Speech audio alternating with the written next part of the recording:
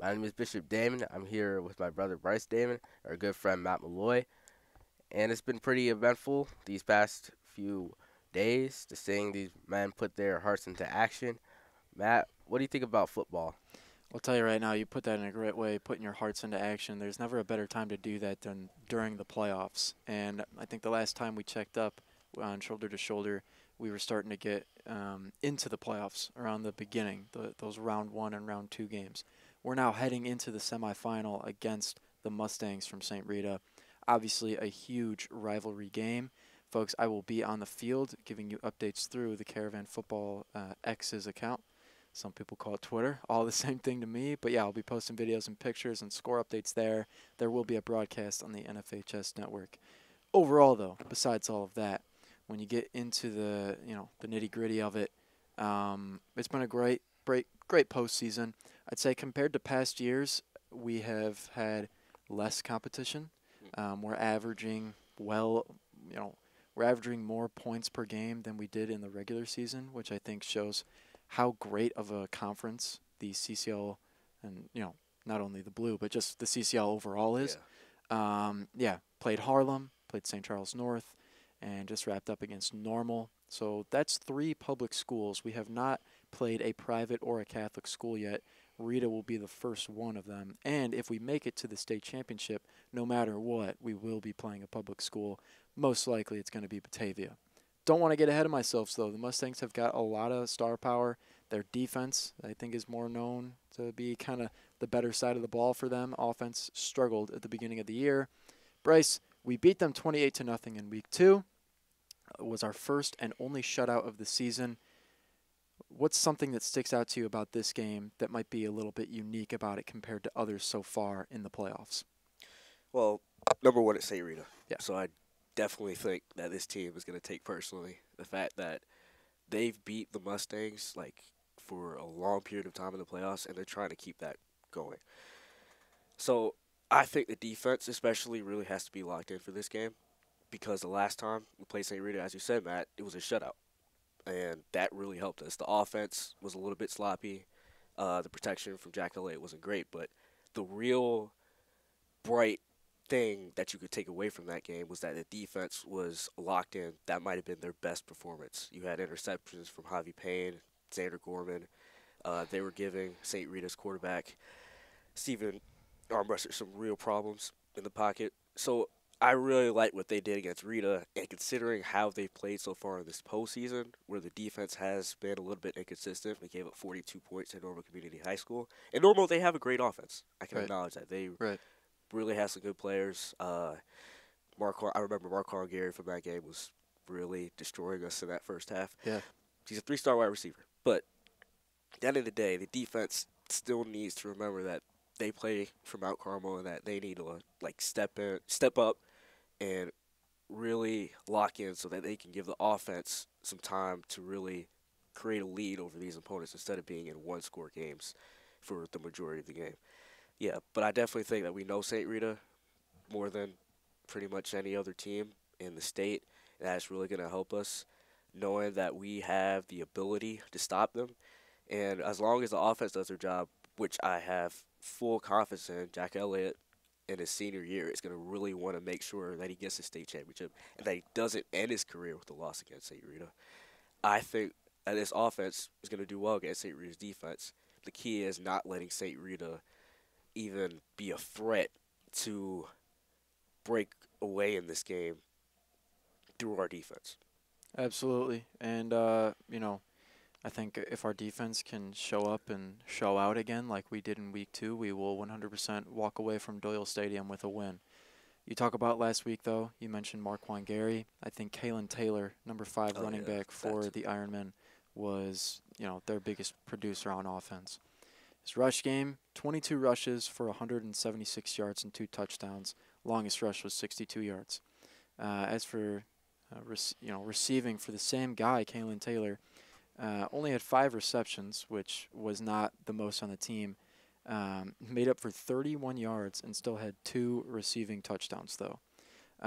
Most of those receptions were just little pitches right up the middle. But man, they were killing us. They were killing us with that. We have moved on from Kalen Taylor, Marquand Gary, and Kyle Beatty, kind of the big trio there for Normal's offense, and now we move on to guys like Steven Armbruster for St. Rita. Bryce, I know you mentioned it, but shutting him down is the way. It's the key to victory. It's the way to victory. We have faced these guys in the playoffs now quite a lot. Overall, we have 68 wins all time against Rita. And I think surprisingly a lot of those do come in the postseason. I don't have an exact number, but when you look back, there are schools like Brother Rice. We've only played them once, right? You know, we rarely see them. Rita, we tend to see these guys a lot. We know Armbruster. We know what it's like to play at Doyle Stadium. It's very fresh. It's very new. This is going to feel like a regular season game at the beginning, but I think by the end of the first quarter, it's going to set in. Like, this is the playoffs. Anything can happen. It's going to be a really gritty game, a really close one. Can't wait to watch it. But, yeah, I think, you know, as much as our defense is important, our offense is important too.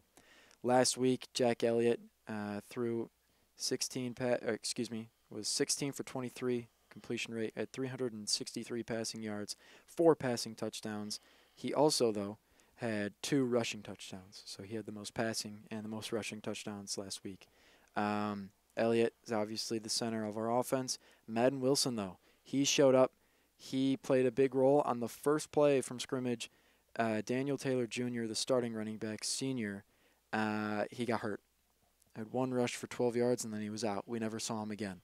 There was a few injuries last week, actually. Michael Pinelli, Roman Igobike got banged up a little bit. But, yeah, Madden came in there. He's still healthy. We're hoping he can have a big game against the Mustangs if DT cannot, if he can't come play. Madden last week had 13 rushes for 80 yards and 1 touchdown. Receivers are still doing great. I think we're at full health there. Quentin Burrell, Marshawn Thornton, and Cooper Lehman all had great games last week, most notably Marshawn Thornton, though, the freshman having 2 receiving touchdowns and 169 receiving yards, the most by anybody last week. To have the most receiving yards in a playoff game as a freshman, pretty impressive if you ask me. So he's going to be getting a lot of attention, not only towards as this season wraps up, but next year, you know, as he furthers his varsity career. I think that's all we got for football. The main key right now is shutting down Armbruster and his offense, but also we've got to put some points up there on the scoreboard if we want to win too. So our guys they've got to play hard. Yeah, Bryce. Yeah, and I think the fact that you said Jack Elliott had 16 completions but threw for 363 yards shows that we have a lot of receivers that can just beat defensive backs down the field and that can help us air out long receptions, which can really like change the course of a game, give us momentum, give the defense some energy to go get a stop. So I'm excited to see those plays from Marshawn, Cooper, and Q on Saturday, and I think we got a good chance. We do, yeah. This game. Elliott was sacked 2 times last week. You know, going up against Normal, their defense, I think we have faced better defenses than Normal. Keeping it to 2 was kind of ideal, not really. So, excuse me. If we can protect Jack, attack Armbruster, we're going to be fine. Yeah, it's all about this quarterback matchup, man. It's all about protecting your guy as well as getting downfield and scoring some touchdowns. Yeah, that's all we've got for football. The game will be played 3 o'clock on Saturday at St. Rita's Doyle Stadium. We've got updates on X, Twitter, whatever you want to call it, and also a live stream on the NFHS network. A monthly subscription is $11.99. You can purchase that right now and can, of course, you know, end it once the game's over if you don't want to watch any more games after that. So, yeah. Let's move on to basketball. Basketball's a little different, pretty much different environment than football. You know, it's inside. You know, it's gonna be pretty interesting. Bryce, what do you think? Yeah, I'm very excited to see how this basketball team responds this season after going downstate, losing in the state championship, but having an overall great year. Losing seniors like Angelo Sheravito and Christian Uremovich this year, but we got guys that are really going to step up, and Noah Mister, Grant Best, Cam Thomas, Dylan Fulbright, all those guys, they're looking to have a great year, and I'm excited to see what they can do. Looking at the schedule, our biggest opponents in the CCCL Blue are probably going to be DePaul, obviously. They're back-to-back state champions, and we're going to play them on January 17th, and also St. Ignatius with Northwestern recruit Phoenix Gill. We're gonna play them on the 10th of January. So those are a couple big games. I'll tell you, man. in the Catholic, A few years ago when we lost to Ignatius big, I remember Gil was obviously younger, but still got some minutes. That's a game that might not be the biggest one on the schedule, but you still got to be worried about. I think any Catholic League team on the schedule here, you got to be worried about. The one I am looking forward to is the last regular season game versus Brother Rice here at Carmel. Oh yeah. CBN will have that game as well as DePaul. Those are both home games. Ignatius will be away though. Overall, this looks to be extremely competitive this year because we have a lot to prove. In past years, when Coach Seagroves was sitting at about a 500 record, maybe a little bit over, a little bit under some years, people looked at Mount Carmel basketball and was like, well, they're not going to the state championship next year. And then eventually, over time, we built a program. I was like, wow, we can go to the state championship next year. So the possibility is there. The small ball power that we have, we're most likely going to be starting 4, if not, I don't know, 5 guards for some games, depending on what happens here. There's really only a few forwards here that we can look to for help, so we got to be worried about that. But Cameron Thomas, Grant Best, Dylan Fulbright, Noah Mister, those are the 4 horsemen of Mount Carmel basketball right now. Those are the 4 most important guys. 3 of them are seniors. 1 of them committed to Air Force with Grant Best. Cameron Thomas still getting some looks from college, but he's still obviously 100% locked in on this season because he was, he's not the only one on the team that was, not hurt, but I mean, man, that hurts to lose the state championship, right? That hits you right in the heart, right in the head. You got to fight back from that, especially if you have 1 year left. So basketball looks to be extremely exciting this year. They have their first game next Monday, the 25th. That'll be at 6:30 at Loyola Academy. However, they will be playing Taft High School. After that, the next day, Tuesday, same time, they play Lake Forest Academy. On Wednesday at 2 o'clock, they play Lake Forest High School. And then on Saturday, after Thanksgiving, they get a little break there for this Thanksgiving tournament still at Loyola Academy. They will play a team based on pool play. So those first 4 games of the season will all be at Loyola. We will be playing some different teams. I'm looking to get some great looks there, yeah. So now esports is occurring. They're in their playoff phase. These guys have built friendships among the season. They're just working together. It's really competitive, It's not just picking up a video game and playing it. You really need good motor skills and dexterity. Matt, what do you think? Well, I'll tell you what, right now we're in the thick of it for our Overwatch season. They actually just are about to or either just did finish up a playoff match. We don't know since we're recording right now. But yeah, after that, they'll have Rocket League playoffs come up in early December. And we've got some live streams going, so we're going to do our best to kind of get those out to the public if you want to watch the Mount Carmel esports. We lost in the championship game 2 years ago, I believe. Or maybe it was 1. I can't remember. But I do know for the past 2 years, we've had a very good esports team. Better than some teams in the Catholic League, but not quite. Do they have that championship caliber team? Because they're playing teams from across all these different states. So it might just be kind of luck of the draw with seeding and things like that. But we're rooting for our Overwatch team, and we're expecting even more out of our Rocket League team. So now next to bowling. Bowling is pretty chill and also pretty competitive too. I mean, it's always a good sport to play. Bryce, what do you think about bowling? Well, bowling, they've opened up their season. They played St. Lawrence. They played Brother Rice, and they also played Saturday in a tournament, the Hillside Bowl. So, and also they played yesterday against Providence Catholic, and they're also going to play at Bolero Lanes on Saturday at 9 a.m. So, obviously bowling, very interesting sport. Something that you can really get into, get very competitive with quickly. Yeah, excited to see our guys do the rest of the season. Me too. Yeah. You know, bowling is kind of a lot like wrestling, where you're constantly on the road. You're really never playing at what your home court or home field would kind of be. They play at Castaways Bowl, and Castaways Bowl for location on their schedule does not come up a lot. They're constantly headed out to different places, and that's, you know, you can draw parallels to different sports like that. So I think that might be the toughest thing, right? Is heading out to it's all the same sport at the end of the day, right? Kind of a wrestling mat is a wrestling mat, a bowling lane is a bowling lane. But man, when you're constantly on the road going to new places, and if you're a new face on varsity, this is your first time making the rounds at all these lanes and all these, you know, kind of arenas. It's hard to get used to. So I'm hoping that these sophomores and juniors that are coming up on the team can do well. And I hope that the seniors can kind of show them the way, because they did have some success last year.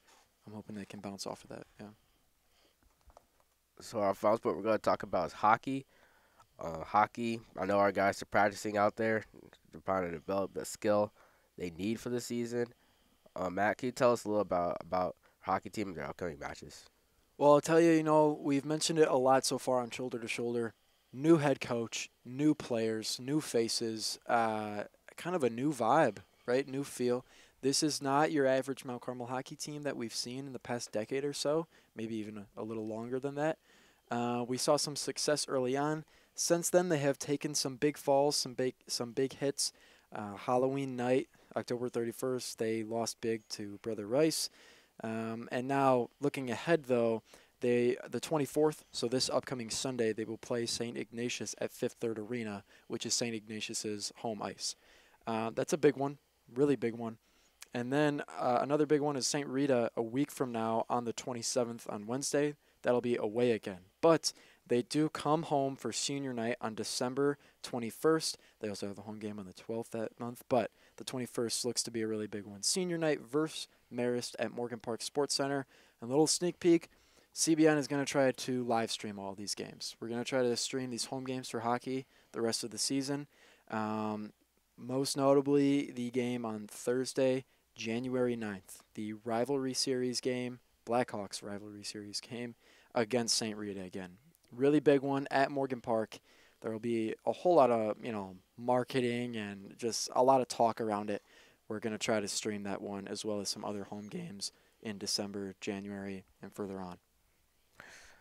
And that's it for Shoulder to Shoulder. So we got sports and the climax. We got the football team defending their season run. We got the esports team participating in their playoffs. We got new sports commencing like basketball, which is going to try to support their team expectations. So we'll see what happens. Definitely. Yeah, you talk about new sports, wrestling. They're firing it up on the 30th. So the Saturday after Thanksgiving, they will head out to Manuka High School, where they start off with the Manuka Varsity Invitational. And then after that, two of the toughest national invitationals here, or tournaments, if you will. The Ironman Invitational and the Donnybrook Tournament. Those are two really big ones, and one's at Walsh Jesuit High School, the other all the way out in Iowa. So if wrestling wants to start off with a good season, these are kind of the three big ones that they've got to get their feet planted. They've got to go out there, get used to that lineup of theirs that they're still trying to change after a lot of seniors graduated from last year. Other than that, though, that's our last sport. Bishop, take it away. All right. Well, we'll see what happens in these next few sports, and that will be it. All right.